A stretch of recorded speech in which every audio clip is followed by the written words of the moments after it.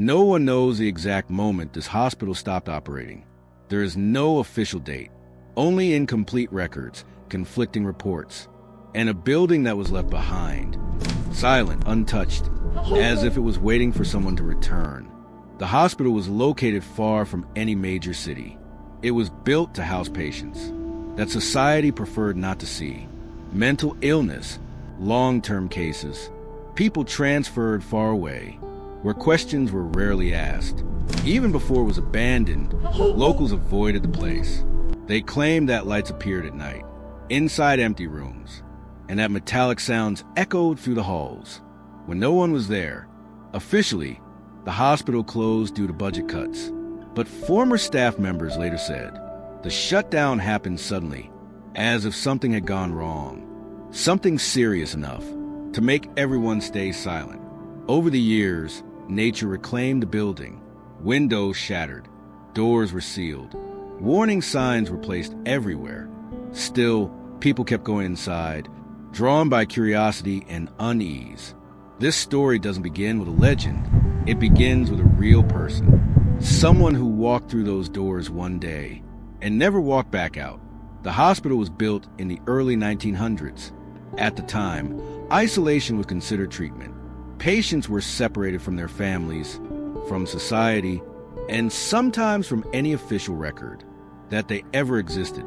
Historical files show multiple deaths inside the hospital. That alone wasn't unusual. What was unusual were names that appeared only once, with no discharge date and no death certificate. Years later, a former nurse spoke anonymously. She said certain wings of the building were off limits, even to staff. No explanation was ever given. You were expected to follow orders and never ask questions.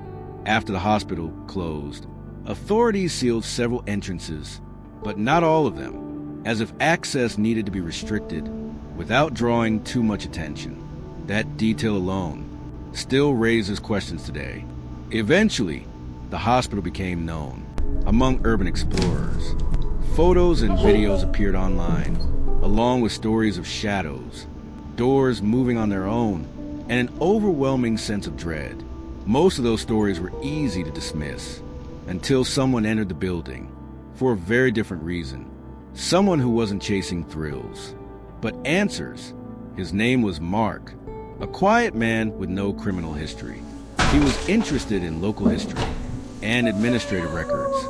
While researching the hospital, he noticed inconsistencies. That didn't make sense. According to friends, Mark didn't believe in the paranormal. What caught his attention were missing files, contradictory reports, and documents that simply ended without explanation. Days before he disappeared, Mark told a friend that he believed he had found something important, something connected to the hospital. He didn't say what it was, only that he needed to verify it in person. On the day he vanished, Mark was last seen near a rear entrance of the building. A witness said he watched him walk inside, a backpack on his shoulders, a flashlight in his hand. He left no message behind, no note. His phone signal stopped less than an hour later. From that moment on, there was no further activity. No calls, no data, nothing. When his family reported him missing, authorities initially downplayed the case. An adult entering a restricted location voluntarily, possibly an accident, possibly a choice. The investigation never seemed urgent. The official search was brief. Only parts of the hospital were inspected. The underground areas were never fully searched. No sign of Mark was found. No body, no personal belongings. One detail stood out. Several areas were already sealed before investigators arrived, and no one could explain who authorized those sections to be permanently closed. Volunteers attempted to continue the search. Shortly after, access to the site was restricted even further. Security cameras were installed, fences reinforced, as if someone wanted to make sure no one ever went inside again. A former hospital employee later spoke under anonymity. They claimed that certain records had been destroyed long before the hospital closed. Records related to patients and controversial medical procedures. This claim was never officially confirmed, but it raised an unsettling possibility. That Mark may have discovered something that was never meant to resurface. Something buried along with the hospital itself. Officially, the case is closed. An unexplained disappearance. No viable leads. But for those who follow the story closely, far too many questions remain unanswered. Some believe Mark suffered a fatal accident in an inaccessible part of the building, but no remains, no evidence have ever been recovered, even years later. Others believe human involvement was responsible. Someone who didn't want him digging deeper. Someone who knew the building well, its hidden corridors, and its sealed-off areas.